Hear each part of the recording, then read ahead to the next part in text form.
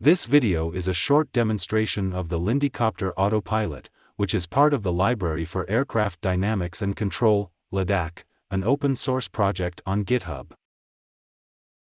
After cloning LADAC-Examples, we navigate to the folder in MATLAB and run the initialization script. This opens a Simulink model.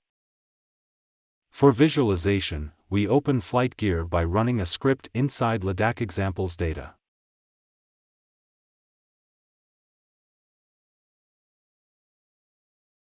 Now we are ready to start the simulation.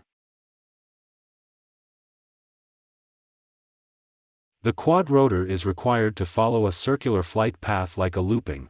The tracking performance can be evaluated by comparing the desired flight path with the actual flight path. There are 4 waypoints which are connected by splines. After the approach, the quadrotor starts to track the desired flight path with high accuracy. The flight path following controller is based on the control method incremental nonlinear dynamic inversion.